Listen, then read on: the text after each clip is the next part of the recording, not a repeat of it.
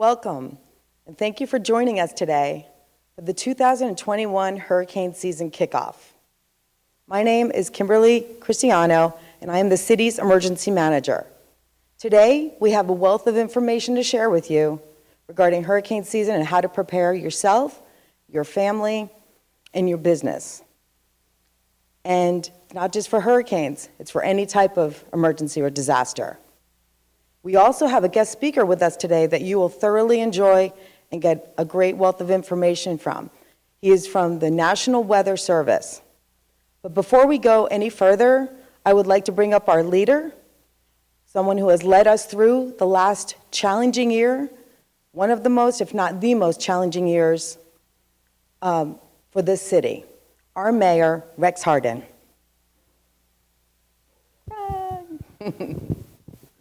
Thank you, Mayor. Thank you, Kimberly. Appreciate that. Yes, Pompano Beach Mayor Rex Harden here, and I am thrilled to be here as part of this presentation for the residents of Pompano Beach and the greater Pompano Beach area. And as Kimberly pointed out, this is our 2021 kickoff to the hurricane season. We live in paradise here in Pompano Beach, and that's a wonderful thing. But nothing is perfect, and part of the challenge that we face living in this area are hurricanes. And it's not a matter of if we're going to get hit. It's only a question of when. So we don't have time to put off our preparation. We need to stay on top of that every single year. And that's really what this is about today, is getting together to share some information with you about what you can do, steps you can take to make sure that you and your loved ones and your neighbors are safe and ready for any type of disaster that happens. So please, take these recommendations and guidelines seriously. Once a hurricane is bearing down on our shores, it's too late. You need to do these types of things ahead of time. The City of Pompano Beach, our emergency staff, we're here. We will deliver, but we need you to do your part to be safe. So please, take all this information in, listen to it carefully, and when nature calls, be prepared. Thank you. Appreciate it, Kimberly. Good luck. Thank you so much, Mayor. We appreciate your leadership every day. It's been a challenging year. Next, I would like to bring up our fire chief, who has led us through a lot and bringing us through a new credentialing that is one of the top in the country for our fire department. Our fire chief, Chad Bricado. Thank you, Chief. So good day. Fire Chief Chad Bricado for the fine city of Pompano Beach. Very happy to be here. I'd like to say to you, as a fire rescue agency, we have a couple phrases, and that is, we are always here and always ready. So we're asking you to take on that phrase for us. We need you to be prepared, both as a citizen, as a business, and even as a visitor of this fine city. Your preparation helps us to respond to disasters. And so keep in mind that in a hurricane, there's going to be wind, there's going to be tremendous rain, flooding, trees down, etc. So your preparation helps us to come and help you in your time of need. So we ask you to be prepared. We appreciate your participation. And as I said, we are always here and we are always ready. Have a wonderful day. Thank you so much, Chief. In 2019, we were fortunate enough in the fire department to bring on board Crystal Aaron. She's been with the city for 8 years, but she joined us in 2019, just in time. So Crystal, I'd like to bring you up, and Crystal will be sharing with us some information that will help you. It's kind of a one-stop shop of where you can go to get all of your planning information for yourself, your family, your business. So we appreciate that. And Crystal Aaron, I'll hand it over to you. Thank you, Kimberly. As we ramp up to hurricane season, we have a web page devoted to emergency preparedness. On this page, you can find tools that would assist you and your family in planning for your emergency needs and hurricane needs in any emergency all year long. You can also sign up on this webpage, pompanobeachfl.gov/getready, to receive code red notifications for you and your business. In addition to, we also have the different different tools that you can sign up for. The VPR, which is our Vernal Population Registry, that is a tool that we use to assist us in planning and recovery.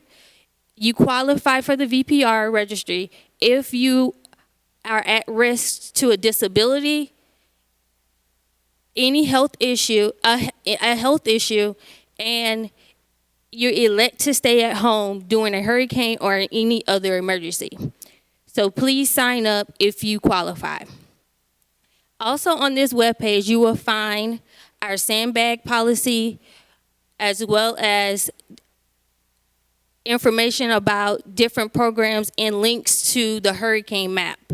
So please, again, sign up and visit our website, pompanobeachfl.gov/getready. Thank you. Wonderful. Thank you so much, Crystal. That is really very helpful information. And we've spent a lot of time working on that to get it to this point. Our public communications department has assisted us with that, and we just find it a great tool. So next, our guest speaker for today, you might recognize him. He's been with us in previous years, and he has a wealth of information, a lot of expertise to share with us, and he'll let us know what the season forecast looks like for this year. His name is Rob Moyeda, and he is the Senior Warning Coordination Specialist with the National Weather Service of Miami. So we're very fortunate to have Rob with us today. Thank you, Rob. Thank you very much. It's great to be here. Definitely great to be here in person to give, to talk about hurricanes. And I know we've had the pleasure of doing this in past years. There's no better time than now to not only learn, or at least be refreshed about hurricanes and some of the threats and hazards and information that's out there to help you plan and prepare for storms, but most of all to get ready for this coming hurricane season, which, we don't have an official NOAA forecast for the season yet. That forecast will be released later in May. However, it appears, we'll talk about this here in a few minutes, it appears that we'll have another active season, but regardless of what the outlook says, I'll just echo what the mayor said.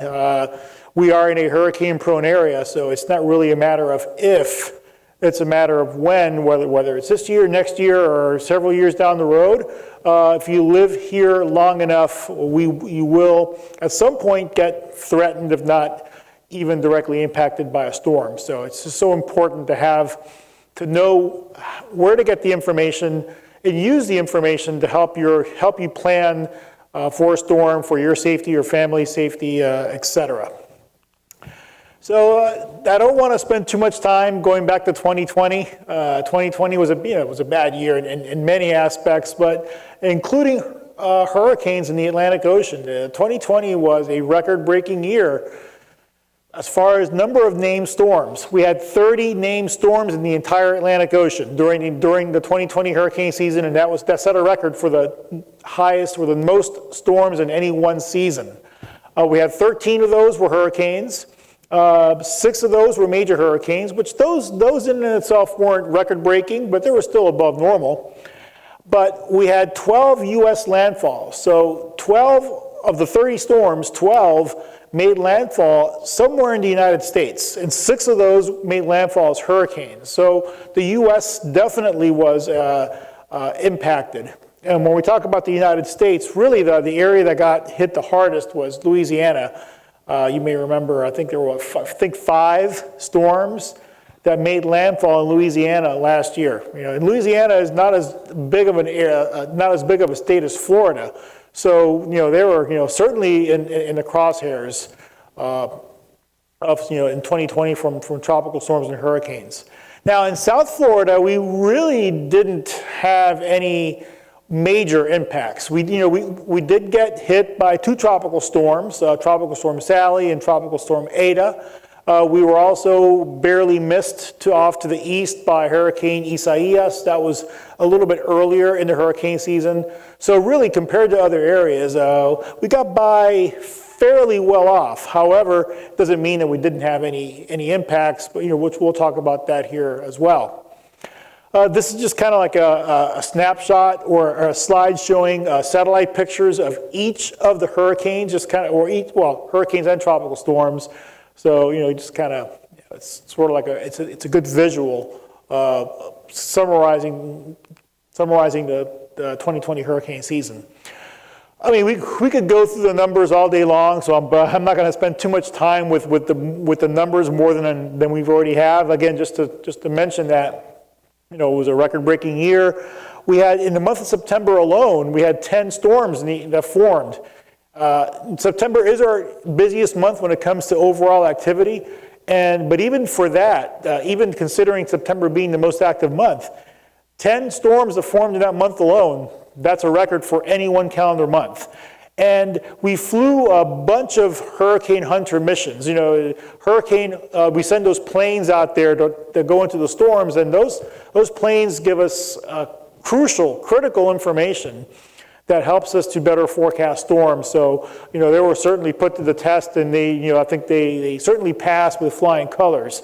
So it's just the data that we're able to gather, not just from the planes, but also we gather data from satellites up in space. We have buoys and instruments in the ocean that help us to better understand what the not only the weather and atmospheric conditions are, but also what the ocean conditions are. So we have the instruments that are out there that help us to collect all that data and interpret the data. In 2020, they really produced more the data than ever, and that, I think, was a big reason why the forecasting in 2020 was, we basically we improved on our past performance. And, considering how busy it was, that's very, very important that we continue to make progress in that area when it comes to forecasting these storms. Okay, so let's now look forward to 2021 for this hurricane season that's coming up. Like I said, the NOAA's hurricane season outlook comes out later in May. So that information will be made available once it's out.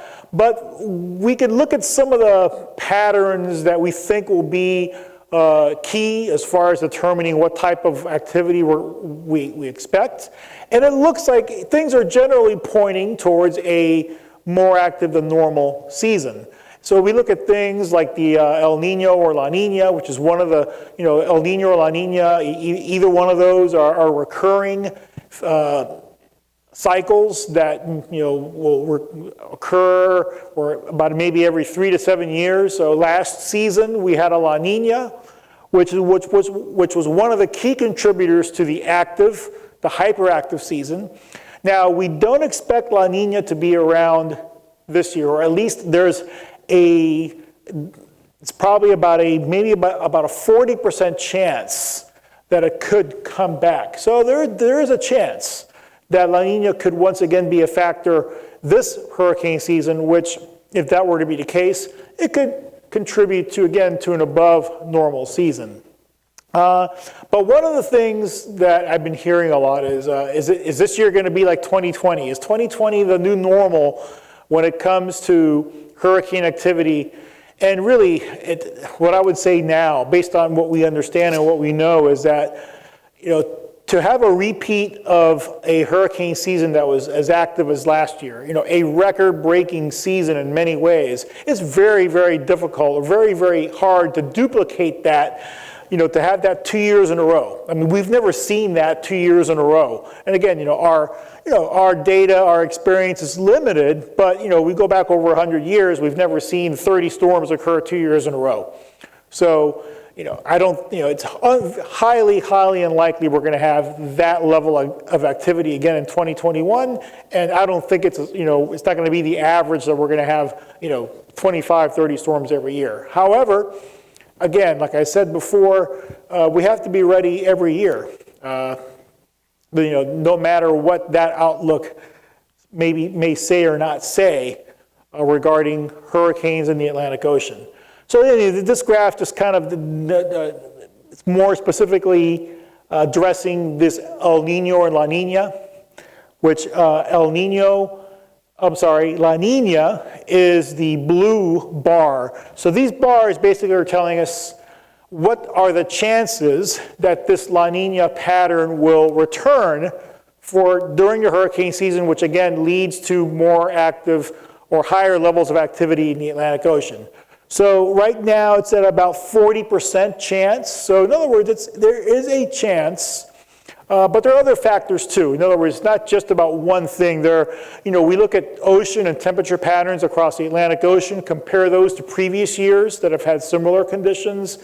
We look at the amount of moisture in the atmosphere now and how we think that's going to play out as the season goes on. So when you put all these factors together, again, probably we'll see the numbers reflect an above normal season when we come out with that outlook here in the next few weeks. Now, we've been in an active phase, as we call it. In other words, a period of more active than normal storms in the Atlantic Ocean since 1995.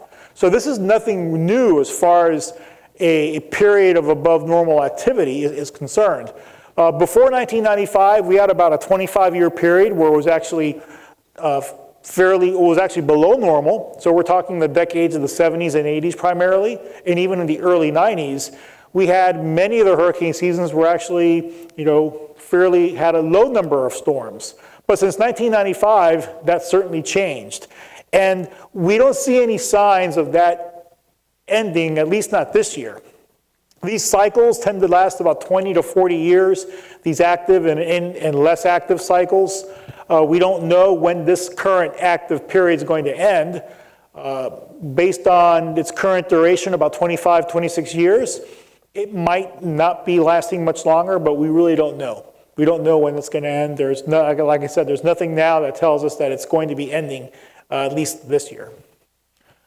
Now, is this going on worldwide too? That's another question that I've been hearing is the new normal going to be just crazy storms, intense storms worldwide? And really, if you look back at 2020 at least, there were actually the other ocean basins where tropical storms and hurricanes occur had near to below levels of activity. So really the Atlantic Ocean was the only ocean basin in the world that had a really, really active hurricane season in 2020. Everyone else was kind of near normal or even a little bit below normal. Now, the one thing that we've seen over the last 5 years at least, each of the last 5 years, we've had at least one Category 5 hurricane occur in that season. And that's something that we've never seen before. We've never had a 5-year stretch where we've had at least one Category 5 every year. And that's a possible trend that we could be seeing more, or that could continue at least over the next several years or maybe more. Now, every 10 years, we update what we call the long-term normals. Normals meaning, okay, what are the normal number of storms during a season, normal number of hurricanes, a normal number of major hurricanes. So we evaluate those for a 30-year period. So when we refer to above and below normal, we're referring to a 30-year average or a 30-year normal. And the normals that we recalculated now take into account the 1991 to 2020 period. And for that time period, the normals now are for 14 named storms, 7 hurricanes, and 3 major hurricanes for any 1 year. The previous normals were 12, 6, and 3. So this active period that we've been in since 1995 is reflected in this increase in the normals and the increase in the yearly number of storms that we consider to be the average. It doesn't mean that this is what we expect every year. This is kind of like this is the normal that takes into account extremes on both sides, on both ends of that scale. So another thing that we've been seeing a little bit more frequently over the last several years is storms forming before the official start of hurricane season. As we know, hurricane season starts on June 1. Each of the last 6 years, we've had a storm form before June 1. I think most of those have been in May. I think we had one in April back in last year in 2020. One thing to note is those early storms have all been tropical storms. They have not been hurricanes. In fact, I don't think we've had a hurricane recorded before, I think, like the end of May. So although not what we would consider to be high impact storms, they're still noteworthy. So some of the talk has been, do we need to start hurricane season earlier? Do we need to, instead of June 1, maybe go back to sometime in May, because of this recent trend of earlier storms? And that's a decision that will probably be made by the end of this year. Maybe if there is a change, it might be implemented for next year. But for this year, still the same, starts on June 1 and ends on November 30th. But always keep in mind, storms can form before the start of hurricane season. June 1 is not a magic date where, where obviously storms can't form before that. We've seen that the last several years. Now, another trend that I think we need to really keep in mind here in South Florida is we've seen an increase in the number of storms that go through what we call rapid intensification through their life, at some time during the life cycle of that storm. And what we call, or we consider rapid intensification, are storms that increase by 35 miles an hour or more in their wind speed within 24 hours. So in a 24-hour period, or really often shorter than that, we've had 10 storms last year that increased by at least 35 miles an hour. In other words, their wind speed increased by 35 miles an hour or more. That's really almost 2 categories. So think about a storm just off our coast here, just as an example, that goes from, let's say, a tropical storm to maybe a Category 3 hurricane, and it does it in like 24 hours. This is the kind of thing that we're talking about here, and we're seeing recent trends have shown that we're seeing more of those types of storms where they go through this rapid intensification phase. Last year, two of those went through that rapid intensification before hitting Nicaragua. So down in the Caribbean, we had 2 storms back to back that went from like tropical storms to almost Category 4s and borderline Category 5 in November within 2 weeks. In a 2-week period, 2 of those storms hit almost the same spot in Nicaragua. So, I think this is probably something we're going to continue to see more of. And because of that, it's so important that we forecast those rapid intensification cycles as accurately and as early as possible, because as we're going to look here shortly, as we're going to see shortly, the more storm, the higher the winds in the storm, the more potential for damage and serious impacts. And here in Florida, we've actually had those type of hurricanes hit us. In fact, throughout our record, as far as hurricane landfalls in the United States, there have been 4 that have made landfall in the U.S. as a Category 5. And those are Michael in 2018, Andrew in 1992. Those 2 hit Florida. Camille in 1969 hit the Gulf Coast of Mississippi and Louisiana. And the Labor Day 1935 hurricane hit the Florida Keys. So 3 of those 4 affected Florida, or hit Florida as Category 5s. All 4 of those, only 72 hours before landfall as Category 5s, they were tropical storms. So they weren't even hurricanes 3 days before. So they went through those rapid intensification cycles. So Florida is an area where the waters around us and near Florida are prone to these rapid intensification cycles of storms. So it's just something that we have to definitely keep in mind.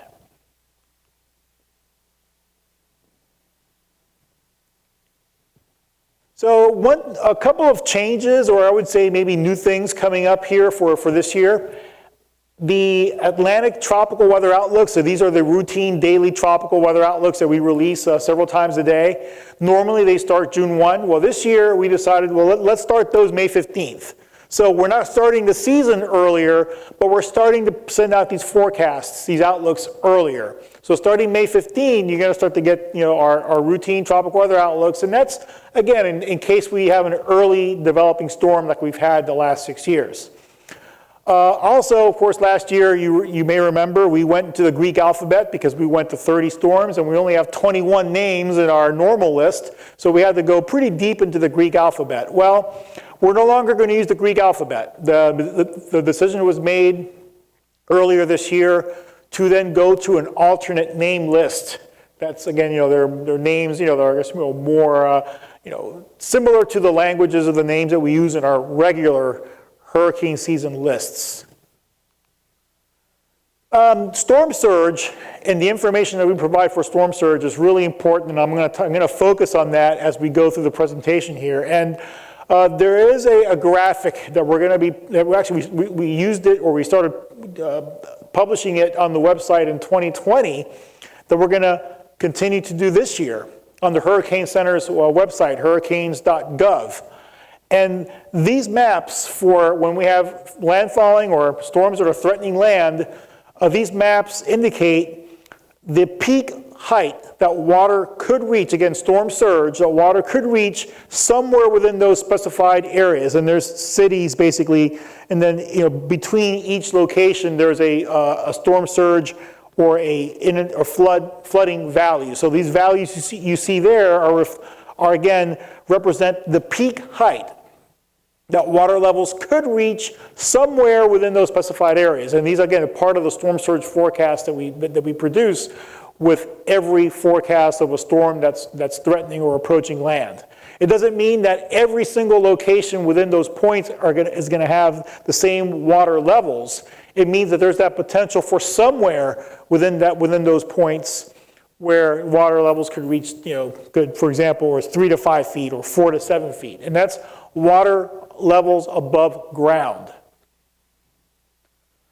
Also related to storm surge, we're going to be producing storm surge forecast information earlier. Up until this year or through last year, we started to produce more detailed storm surge forecast information like we just saw 48 hours before. Now we're going to start producing it 60 hours before. So those extra 12 hours can make a big difference when it comes to people making decisions as far as evacuations. For example, when we provide this information to our emergency managers, our local emergency managers, those are key components into the decisions that they have to make regarding evacuations, or what areas or zones need to be evacuated. So providing that information with a higher level of confidence earlier will give people more time to make those good decisions and to execute those evacuation orders. And lastly, as far as changes or updates for this year, the NOAA's primary global forecasting model, called the GFS, has been upgraded. And we think this is really good news, because when we tested this model in the past 2 hurricane seasons, it actually demonstrated that it improved hurricane forecast track and intensity compared to the model that we used, the older version of the model that we used through last year. So it showed about a 10 to 15% improvement in the forecast track and in forecast intensity of tropical storms and hurricanes. So a better model means better information, better tools for meteorologists to use in order to put out the most accurate forecast possible. So I think we're pretty optimistic. We're pretty excited about these positive changes to our models that, again, lead to better forecasts, which lead to the protection of life and property. That's really what this is all about.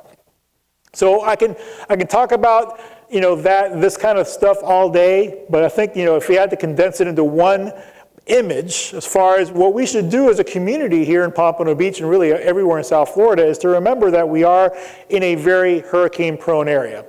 This map here shows all the hurricanes, and these are just hurricanes alone.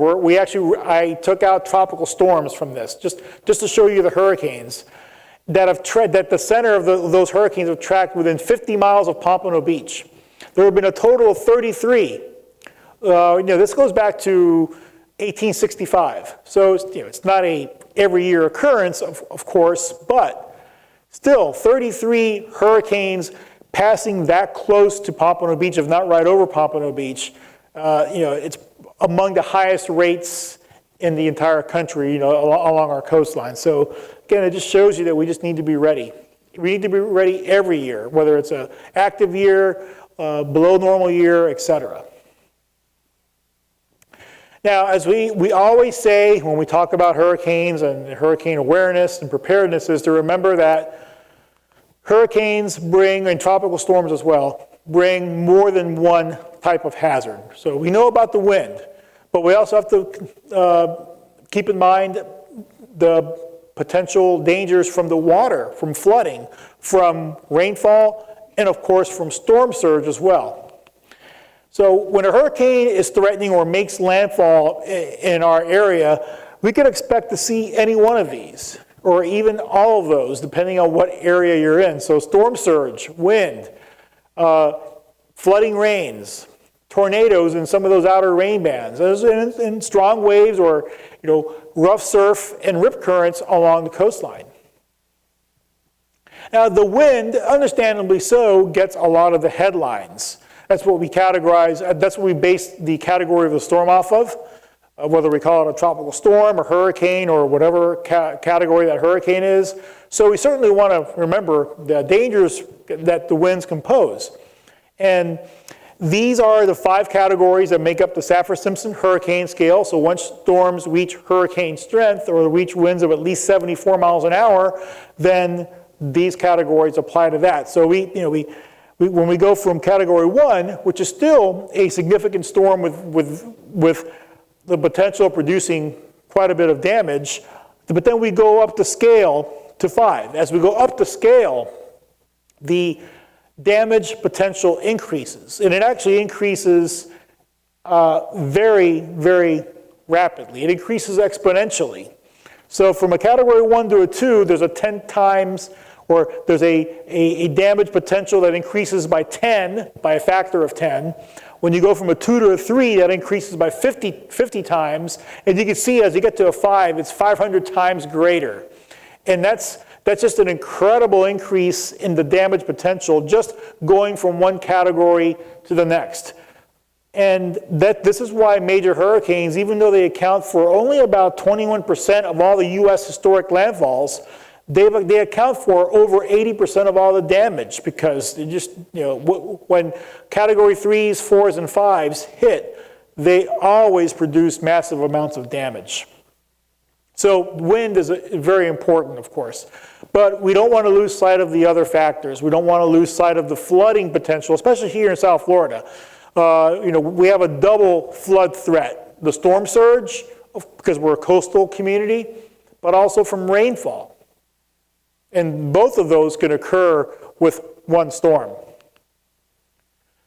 So let's talk about storm surge, because storm surge is one of these things that doesn't affect an area very often, which is a good thing. But when it does, it has a very high potential for extreme damage. The storm surge is, and because of that, storm surge is the #1 cause of deaths in all hurricanes.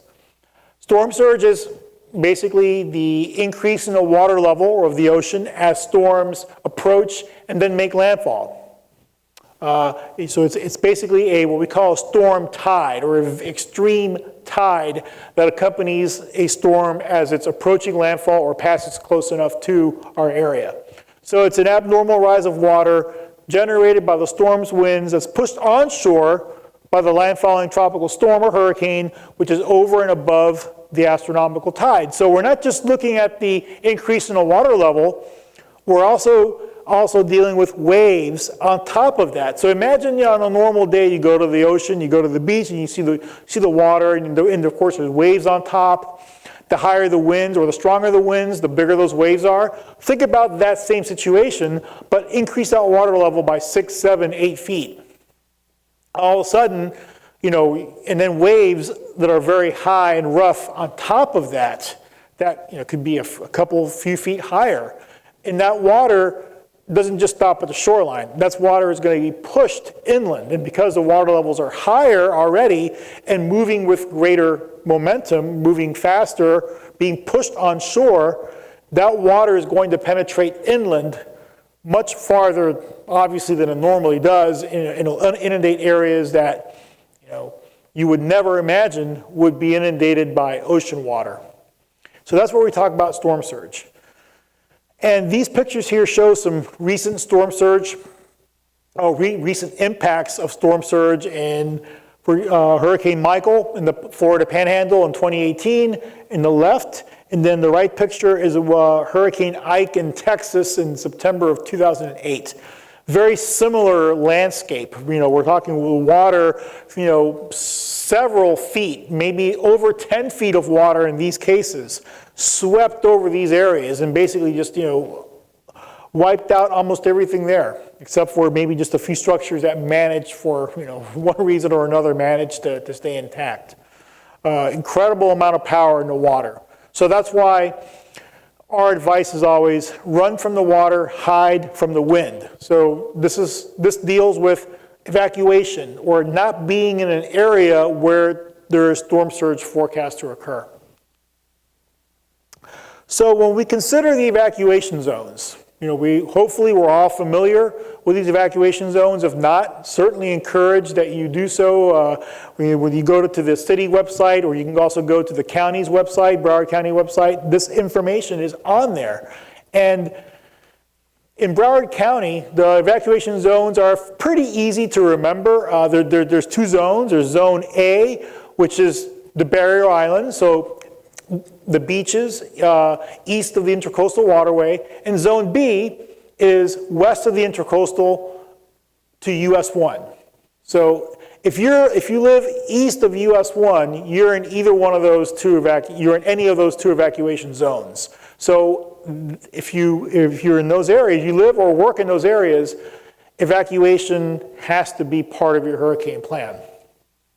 And these zones are determined or are based on storm surge models that we run that are highly sophisticated, that take into account the depth of the water offshore. It takes into account the elevation of the land areas, and it factors in storms of different intensities, different categories, moving at different angles towards the shoreline, at different speeds, intensities, etc. So when we put all this together, this is what we're looking at. So what we actually experience when a storm threatens us is highly dependent on that exact forecast track, on that exact track and intensity of the storm. So it's highly localized, but very, very important.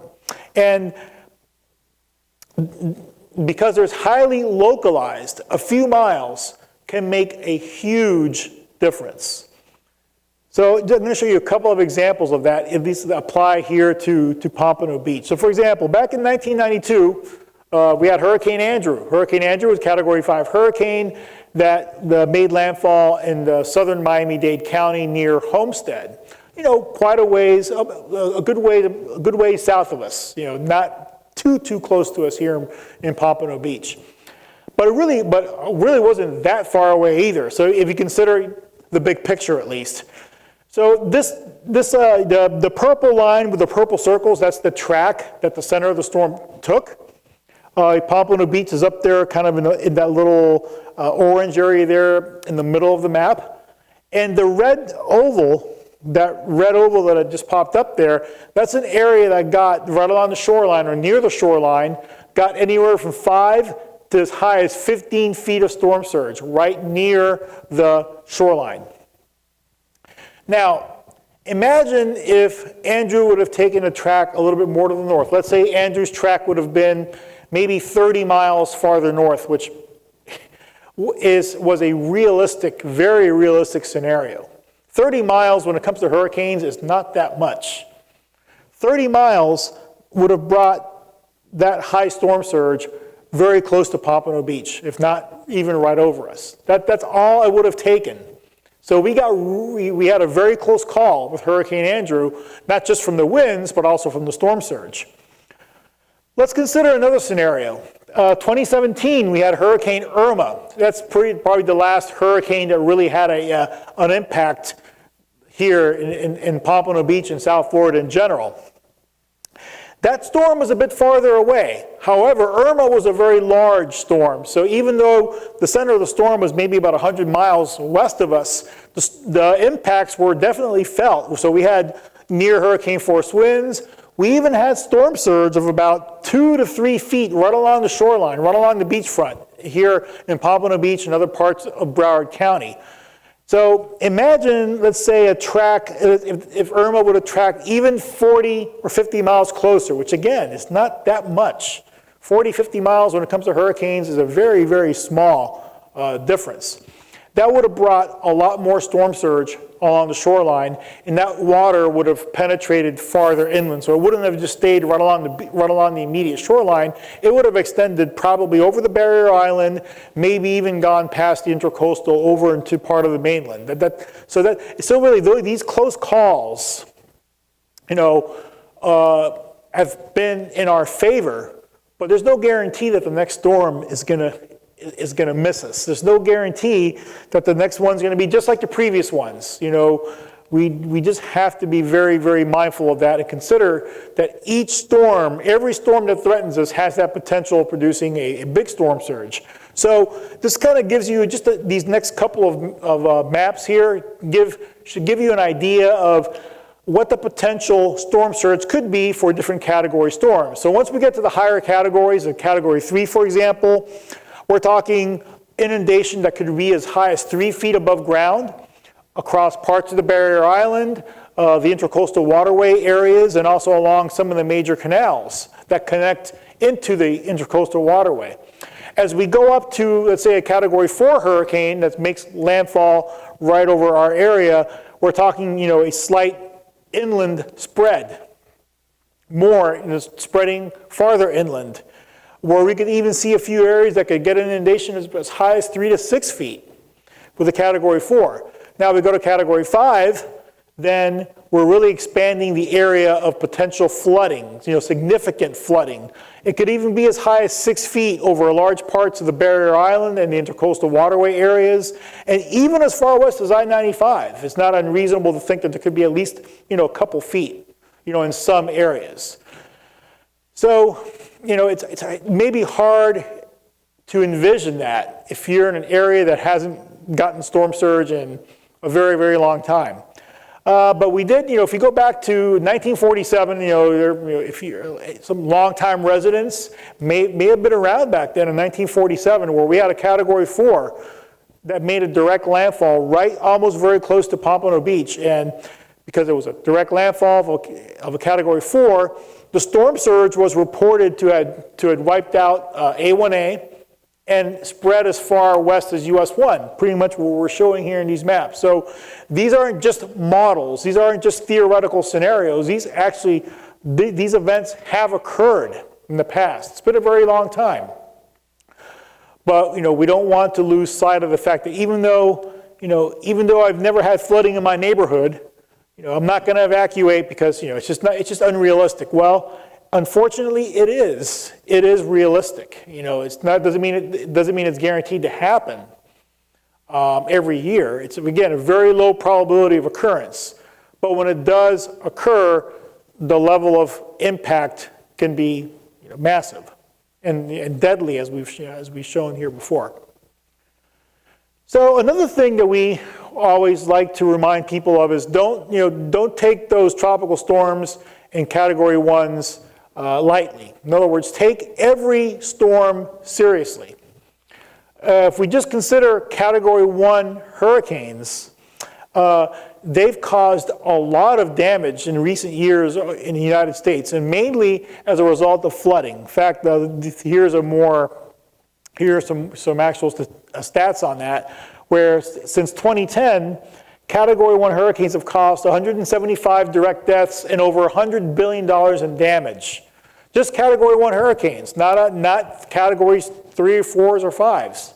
So and These are more common. These, Category 1 hurricanes probably occur with more frequency than those higher category storms. And in fact, last year, as I mentioned here in South Florida, we didn't get hit by Category 1s. We got hit by 2 tropical storms. But you may remember we had a lot of flooding from those tropical storms. So the wind wasn't really that big of a factor, but the water, the flooding was. And these are some pictures from, for example, we had Tropical Storm Eta back in November, and that produced several inches. In fact, some areas in Broward County, not so much here in Pompano Beach, but farther south in the county, had as much as 10 to 15 inches of rain. Even a couple of spots had around 20 inches of rain. We're talking 20 inches of rain in like 2 days. Very short time frame. So think of it this way, not just from a flooding threat, but a storm surge threat. If you're in an area, and we know that we deal on a yearly basis, we deal often or sometimes with the king tides, especially during the fall, during the like September, October time frame, where you'll see the higher than normal tides. You may see a little bit of water on some roadways, especially in those vulnerable neighborhoods, primarily around the Intracoastal Waterway. Imagine, if you get that kind of flooding from a king tide when ordinarily, the weather is okay. Imagine the potential for flooding if you have an actual storm, whether it's a tropical storm or hurricane or even a major hurricane, as we showed before. So, if you already live in one of those vulnerable areas for flooding from king tides, it's just so much worse, potentially, if a storm makes a direct landfall. And also rainfall is a big part of that as well, as far as the potential for flooding. And back in 2000, we even had flooding across large parts of South Florida from a storm that wasn't even a tropical storm. In other words, it didn't have a name. It was a developing tropical storm. It wasn't developed enough to call it a name at that point, but it was organized enough in the sense that it brought just enough moisture to dump, 12, 15, 18 inches of rain over large parts of South Florida, again, in a very short period of time, over a time period of less than a day. And that can lead to massive amounts of flooding, canal or streets that look like canals, basically just due to the amount of water from the rainfall. It just doesn't have time to drain. It's falling so rapidly. So we want to make sure that these hurricane myths, so we dispel these. We want to make sure that we understand that even if our neighborhood is never flooded from a hurricane, doesn't mean that you're always going to be immune to that. And also remembering that tropical storms and Category 1 hurricanes are also very dangerous, and we need to prepare and be ready for those. Another myth is related to the cone, the forecast cone that we're all familiar with, that we see on TV, that we see on our website. Maybe we have them on our phones when there are storms out there. And to make sure that we understand what the cone represents, and not to assume that once the cone is no longer covering our area, that automatically means that we're safe. There are a lot of other things that we need to consider and look at to properly evaluate that and make that determination or determine what our real threat level is. And there's the forecast cone, but we have other tools and other information as well that's available to all of us on the hurricanes.gov website. Another website which I'm going to feature is weather.gov/Miami, which is the local South Forecast Office, local NWS office website, and also these graphics are shown on TV when they're covering storms. So we have the wind speed probabilities that we show that put the threat of winds in a more understandable way or context. And also we have these graphics that show you what the threat and the impact levels are for each storm, for each forecast of that storm. So we're going to go through these here just to kind of give you an idea what they look like if you're not already familiar with these. So this is the cone that a lot of us are familiar with. This is the wind speed probability map. Again, it's produced with every forecast that comes out every 6 hours. And these are the hurricane threat and impact maps that are also come out every 6 hours with every update to the forecast. The cone represents the area of the probable, where the center of the storm is more likely to fall. So the cone covers the area where, statistically speaking, the center of the tropical storm or hurricane is more likely to be. And the size of the cone is drawn based on our forecast skill. So the more skillful we are, the more accurate our forecasts are, the smaller the area of error in our forecasts. That means that the cone then gets smaller. So if we compare the size of the cone we use this year, which is really the cone in red, the inner cone, that's the one that we're going to use again for this year in 2021, compare it to the size of the cone that we used back in 2005, 16 years ago. Much smaller. This is a representation of our improving forecast skill, which means typically for an average storm, the forecast errors are smaller. So again, the 2021 cone will be like the one in red, which was the 2020 cone. But the size of the storms aren't getting smaller. We have storms that are large. We have storms that are a little bit smaller. But what always happens is, as the storm gets closer to your location, the cone gets smaller in size. Why? Because we're more sure where the center of the storm is going to be as it gets closer to us. But the size of the storm doesn't conform to that. The size of the storm area, the area of the storm's coverage is going to stay about the same as it was before, maybe even get larger as it gets closer to us. So this example here shows you where we have a cone kind of like right in the middle there, and then you see the big areas in red and orange and yellow covered by the storm itself. So these are winds, these are hurricane force winds even, heavy rainfall, even storm surge that extend far away or beyond the cone. So just because as in this example here, just because the cone is not over southeast Florida, doesn't mean that we're no longer under a threat. And sure, this was a case where, pretty much every case is just the cone was west of us, but we were under hurricane warning, and we actually ended up getting storm surge and heavy rains and hurricane force winds. This was Hurricane Irma back in 2017, which I'm sure a lot of us still remember.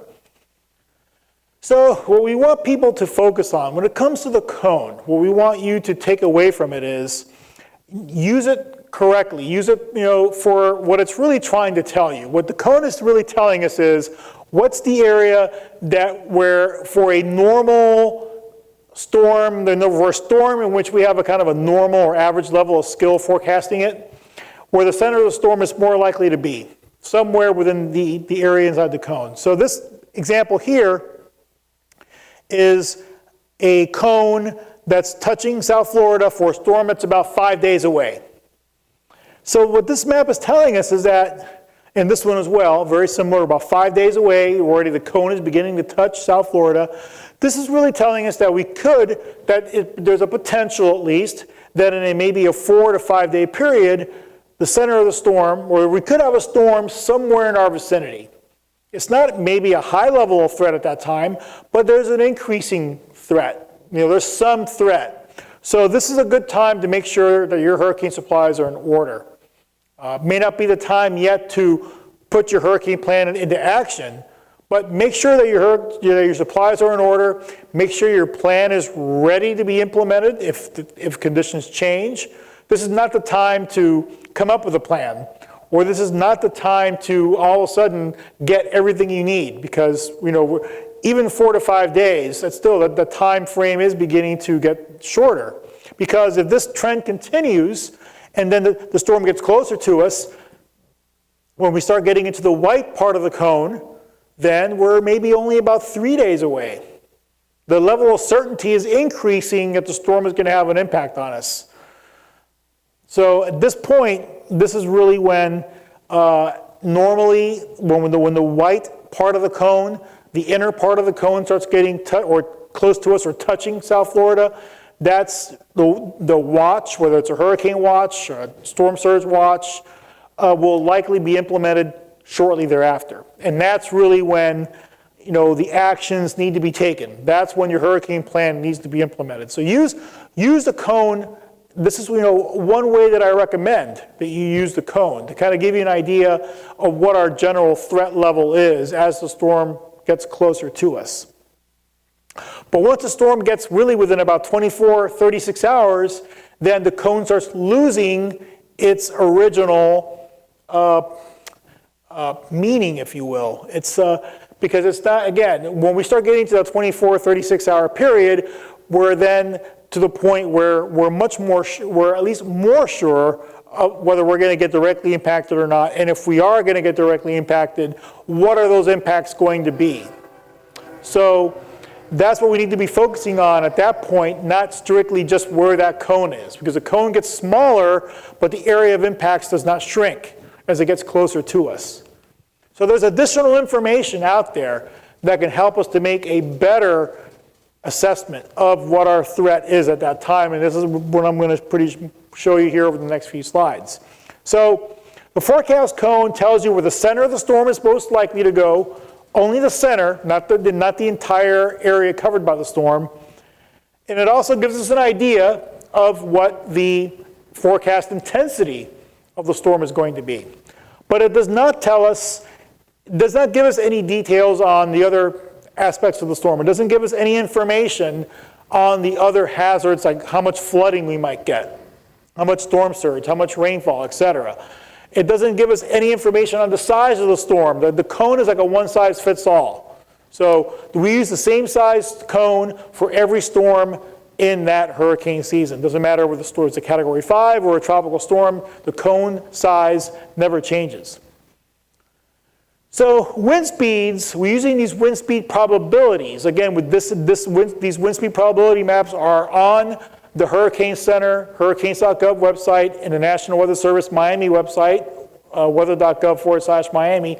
They're updated with every storm. So this gives us a way of interpreting or understanding what our threat is of getting hurricane force winds, for example. So this map is showing us that there's maybe about a 40% chance of hurricane force winds affecting South Florida at any time during this storm's life cycle at the time of that forecast.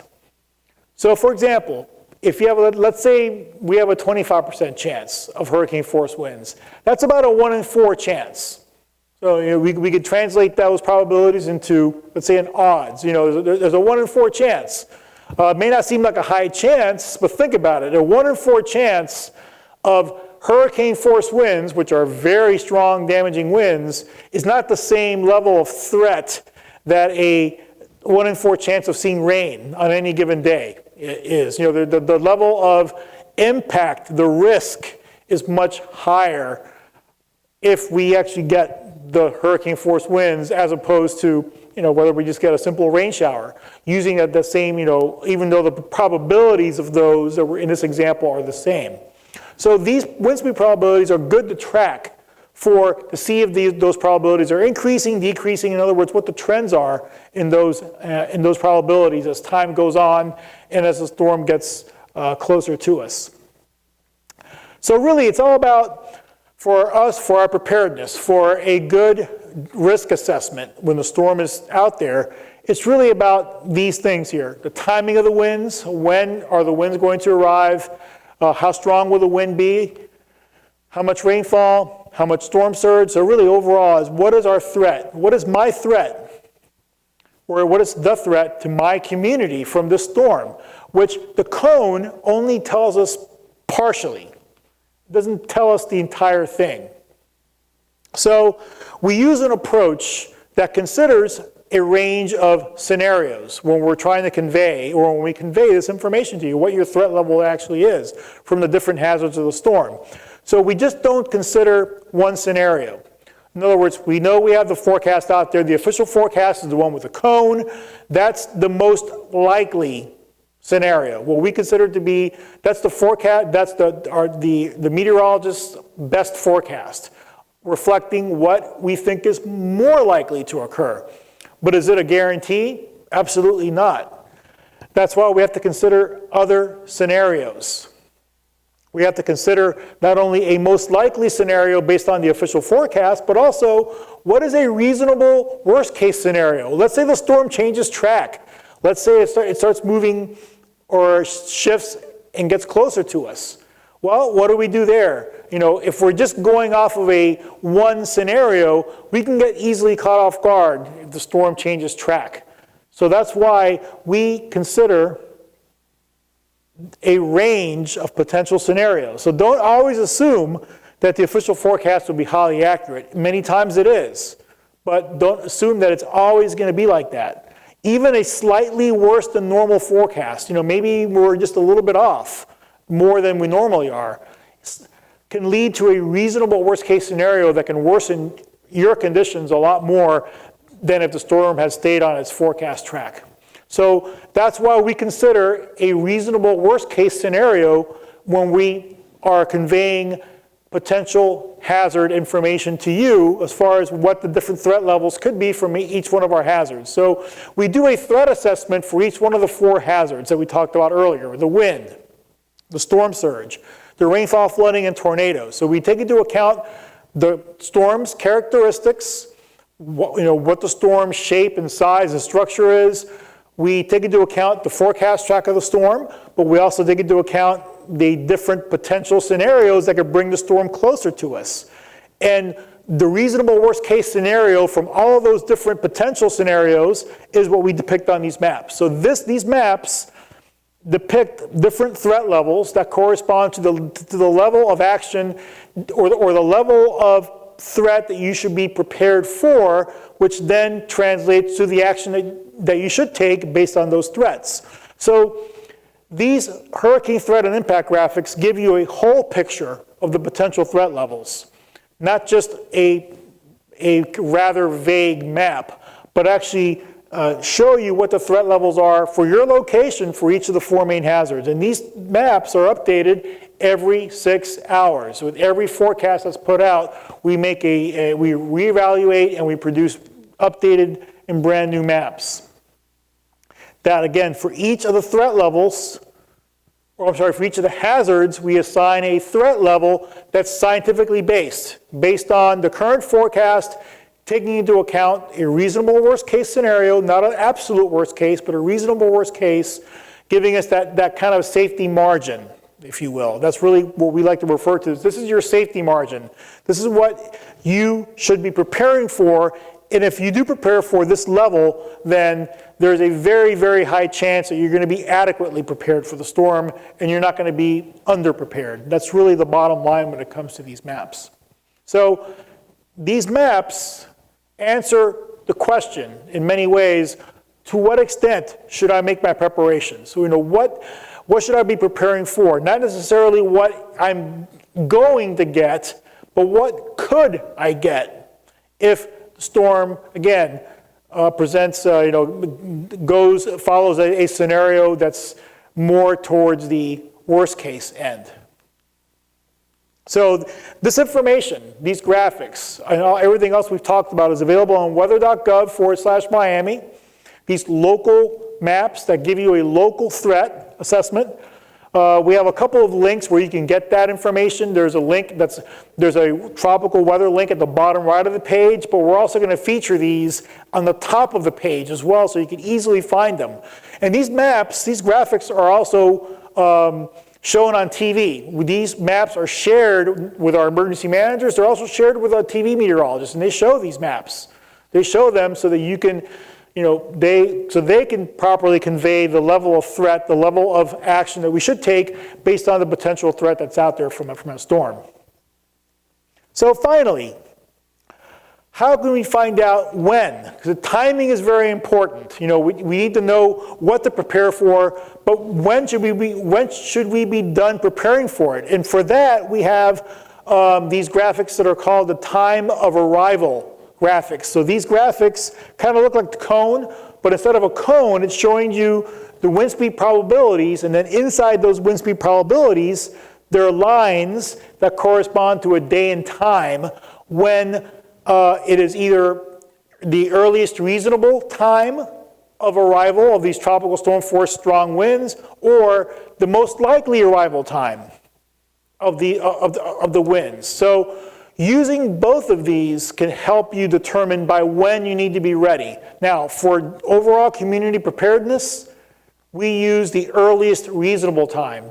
This is taking into account that reasonable worst case scenario that we talked about. Let's say the storm speeds up a little bit, gets here faster than we thought. This time is still going to guarantee, or not, it's going to, at least with a high level of certainty, that you're going to be ready before the winds arrive. Now, if you have a few things maybe that you can kind of wait to the last second that don't involve a lot of time or work, then you can go with the most likely arrival time, which is based on the official forecast track, assuming that there's going to be very little deviation from that forecast. So again, we're putting more trust in the official forecast, following it exactly. So, but you run a higher risk of being caught off guard. You run a higher risk of being late if the storm track changes or it speeds up.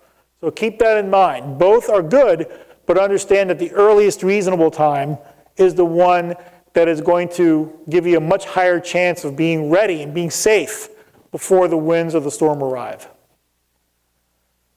So, we're getting now towards the end here of the presentation. So really, we need to remember where to get this information from. So I've mentioned our website many times, and there it is again, weather.gov/Miami. Also, remember to get your information from other trusted sources, the city of Pompano Beach, the county, Broward County, our local media. Those are all official sources, and all this information is shared and communicated with everyone, with our emergency managers and city officials, with our media. So this information, we don't just work in a vacuum. We're communicating and we're collaborating on this information to make sure that everyone has the same information and is taking actions based on that same information. Remember, the watches and warnings are based off the timing of the potential impact of a storm. So a hurricane or tropical storm watch means that conditions are possible within 48 hours. This also includes storm surge watch. And a warning means that conditions are expected somewhere in that warning area within 36 hours. So the time frame gets shorter. That's when really preparations should be completed very soon after that warning is issued. So that's really what our public response should be. Not the cone, not the exact forecast track, but the watches and warnings that are based on all that information that we've seen and, and of course the expertise of the forecasters. Know your area. Understand your particular neighborhood's vulnerabilities. I mentioned earlier areas that are prone to flooding from king tides are highly prone to even worse flooding from a hurricane. Understand that, for example. If you live in an evacuation area, that's a vulnerability that you need to make sure that is included in your hurricane plan. Heed those evacuation orders. They're there to save your life. They're there because there is like I showed earlier, there is a realistic threat of storm surge in those evacuation areas. Those areas are drawn based on, again, the storm surge models, highly sophisticated scientific information. So that's why it's so important. Know, I mentioned this earlier, know whether you live or work in an evacuation zone. And if you do, you're going to have part of your hurricane plan, an essential part of the plan has to be where are you going to spend the storm. You can't plan to spend it at home because you're in an area that could be ordered to evacuate. If you don't live in an evacuation zone, then you could plan to shelter in place or maybe go to a friend or relative's house. And again, this applies for whether you live in an evacuation zone. So if you live in an evacuation zone, you could plan to go somewhere that's just outside the zone, maybe a friend or relative's house. Now, a lot of people, as we know, leave. They leave town. They don't want to be around for a hurricane. They don't want to be around, especially for a major hurricane. If your hurricane plan includes you likely leaving town, remember that this is a very, very realistic scenario. This, traffic jams occur and we're talking massive traffic jams, not just your typical I-95 rush hour traffic. We're talking, traffic jams that could take, that could last an entire day. With Hurricane Irma, there were stories of, it was taking people, I don't know, almost a full day to get from South Florida to Central Florida or North Florida, where normally it just takes, maybe a few hours. Remember that's, you don't want to get stuck on a road as a hurricane's approaching. So if you're going to make that decision, if that's part of your plan, make sure that you leave early, very early. Don't wait until, by the time the warning's issued, it's probably already too late. Hurricane season is kind of like a marathon. It starts June 1, it goes all the way to November 30th, and there's a lot of time. It's 6 months. And we don't get hurricane activity consistently throughout that entire 6-month period. There are plenty of times during hurricane season when it's rather quiet out there.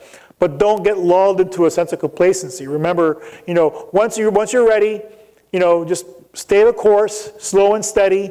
That's what's going to keep you ready, especially when storms do threaten, and they're more likely to threaten us if they do during the most active part of the hurricane season, which is August, September, and October. So, we live in an area that gets threatened many years, by hurricanes or tropical storms, if not even directly hit. So we need to be ready every year, regardless of what that regardless of what that hurricane outlook calls for. We need to take every storm seriously, regardless of category. We saw the examples of the flooding rains from tropical storms. So we can't, we need to be ready for every storm, not just take the big ones seriously. We need to take them all seriously. Use this time of year, the preseason and the early part of the season, to make sure you're ready. Don't wait until a storm's out there threatening us. By that time, it's really going to be too late. And remember, your one-stop source is weather.gov/Miami for weather year-round, and especially once we get into hurricane season and storms start threatening us. So with that, I'm going to wrap up. Thank you very, very much. Good luck this hurricane season. Remember our website. Remember to stay in tune with the information coming from the city of Pompano Beach, and wish everyone the best. Thank you. Thank you so much, Rob. Really appreciate that. What a great amount of information and valuable. And you know what's interesting? We have so many new residents now. Our population is just expanding tremendously. So thank you for this, because I know you've been with us for a number of years, but we're always bringing in new people. So thank you for what you do every day, all year long. Because I know, especially when it gets into May, you are an extremely busy person, and when storms start, so I really appreciate getting that message out, because that's a credible source of information. Know where you're getting your information. As Rob said, he's got a great web page that he indicated. Crystal Aaron, she gave a great web page for us, for the city. Use those sites. Use our information. It will be plentiful, and it will be accurate. So be ready, and as we always say, anyone who knows me, it only takes one, right? It only takes one. We don't care if it's forecast to be the busiest season, way above average, below average. Hurricane Andrew, right? 1992 was a slow season. The A storm in August, right? So it can happen anytime. So we really appreciate what you do, and thank you, everyone. So just don't be scared, be prepared, and anything we can do to help, please reach out to us. Thank you so much. Bye.